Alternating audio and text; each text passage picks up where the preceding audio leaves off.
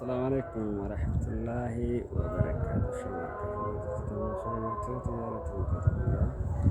Wiiratan bagolman waskaya siriyachaa YouTube channel warroonni haaraa taatan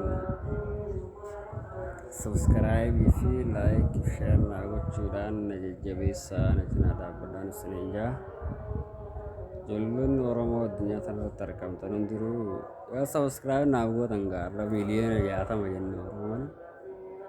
Har'a miliyoona 60 san subscribe naa godhan har'a sadarkaa guddaarra hin jira waan ta'eef. Kanumaafuu nama shanumaan taane tokkumaan taane subscribe naa godhaa. YouTube channel kiyya akkaan isiniif guddadhu na godhaan isiniin jaa. Anumaafuu isinumaatu nu jajjabeessa gaamaan goona Oromummaa qabna eenyu qabna kan biraa. Oromoo yoo subscribe gootee nuti hin tuffatamnu hin arranfamnu odoo waliif goone wal guddisne bareedaadha.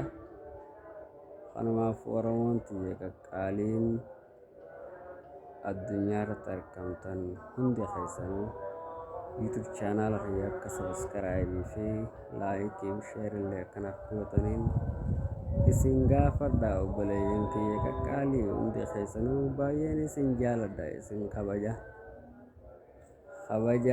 daangaa hin qabne hagana jee hin ibsamne isin kabaja.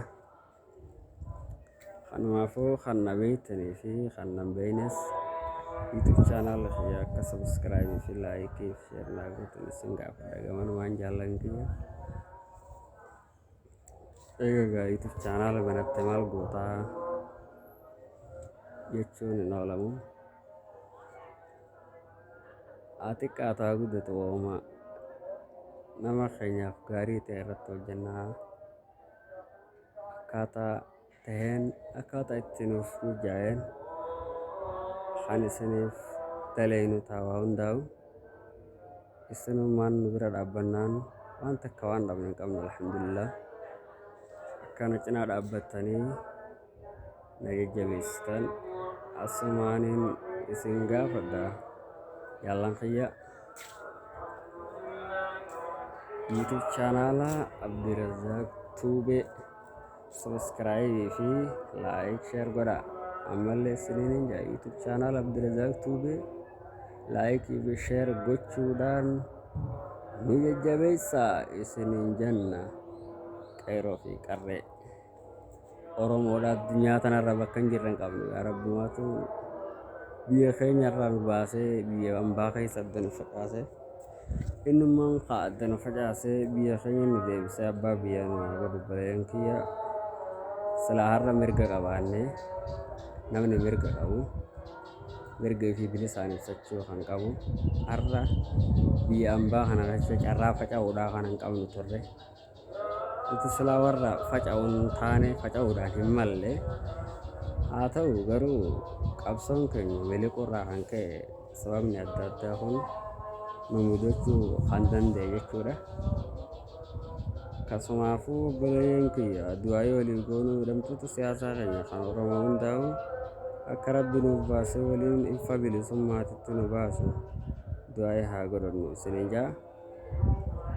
Akkuma fedhanuu haa ta'u gaaf tokko inuma bariiti inshaallah nu turti malee bari'uun ooltu. Kanumaafuu yaa jaallan keenya an addunyaa irratti argamtan hundinuu Oromoon tokko walaa kabajnu wal jaalannaa. Saba tokkorraa dhalannee warroonni amantii islaamaati irratti duulanii haa ta'u malee ammas addaan nu foffa'uudhaaf deemu tokko loon hin milkaa'u. Namni amantii namaa tokko hundinuu amantii isaa akka hin beekne beekuu qabanii. Amantii keenyatti dule immoo gaa namni eega saba tokko dhiiga tokko jennee waliin qabsaa'uuf lafaa kaane akka lafaa kaaneen gaa yoo addaan wal qoodnu taate dildila cite taanee hafti jechuudha. Oromoon akka dildila cite hin taane wal suphinee wal qabannee amantii walii kabajnee mirga walii eeynee kabaja waliif kenninee islaama kiristaana odoo jennee addaan waliin foohin duruu gaafa duraatu seenaan ni yaadata. Gootota keenya kan Oromoo kan amantiidhaan adda waliin foonu jee bakka tokkotti dhumatan yaadannee odoo amantaa walii kabajnee wal jaalannee wal kabajnee bareedaadha na fakkaata. Kanaafuu Oromooti kan addunyaarra jirtan hundi keessanuu nagayaa fi fayyaa bilisummaa gammachuun isin hawwaa yeroo ni chaanala kiyya faaraa taatan hundinuu sabiskiraayibii fi laayik sheer gochuudhaan na jajjabeessaa. Assalaamu alaikum.